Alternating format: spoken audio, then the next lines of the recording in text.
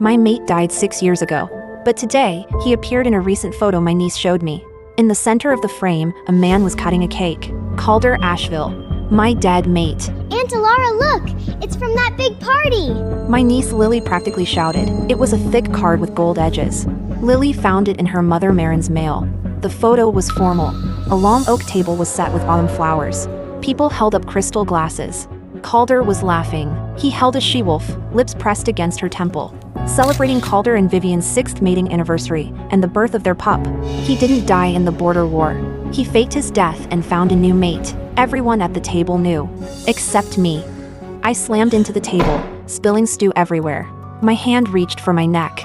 I wore his token every day for 6 years. It was a hand-carved moonwood disc. He cut his palm with a blade to stain the grain. The blood meant part of him was always with me. The front door opened. My sister, Marin, returned from the market. She saw my face and the photo in my hand. The smile vanished from her face. When I learned Calder died, Marin held my hand, sobbing even harder than I was. Now she stood in the doorway, silent. How long have you known? She set the bread down, avoiding my eyes. 4 years. For 6 years, I visited Calder's memorial monthly. Marin joined me and cried with me for 4 of those. She knew nothing was buried there. His mother contacted me. You were in bad shape, not even eating. Pack healers gave you herbs to dull the pain from the mate bond. You could have told me the truth. But you would have done something reckless! What did he pay you to help him hide it? Calden gave me 2 territories. They call 4 years, Marin! You cried at his headstone! Because that's what you needed from me. She was stony-faced. It was the most hurtful thing she could say. She was brutally honest. That honesty forced me to face the truth. My love had been hollow for the last 6 years. What will you do? I'm going to find him. Elara, he has a mate now. I won't take anything from him. I just want him to see me. I walked out. I traveled to that distant pack.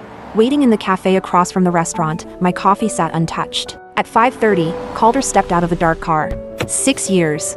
He was broader and steadier, every inch an alpha. Then, he opened the passenger door. A she-wolf stepped out. It was Vivian. Calder didn't let go of Vivian's hand. Vivian reached into the back seat, lifting a pup onto her hip. She kissed his head. Calder's hand rested on the pup's back. A family. My wolf clawed at the inside of my chest, howling for blood. Watching them enter, I left the cafe and crossed the road. They sat at a table by the fireplace. The pup sat on Vivian's lap. Her hand gently stroked his hair. Calder looked up, pouring wine. The bottle tilted when he saw me. Calder stood up. Vivian followed his gaze toward me. She looked surprised, then hugged the pup tightly. Then she lifted her chin and flashed a smug smile. I stopped 3 feet from the table. My voice shook. Why did you fake your death, Calder? Elara, there were reasons. The restaurant door opened. Calder's parents rushed in. His mother stepped in front of Vivian. Elara, let's talk.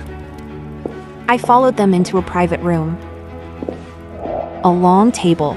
His parents sat at one end. I sat alone at the other end. His father pushed an envelope to the center. A transfer document, gold reserves, and 2 territories, all yours. Just promise to keep the secret. He pulled out a second envelope. It was a council non-disclosure agreement. The key condition was this: Calder had to remain dead in the eyes of the world.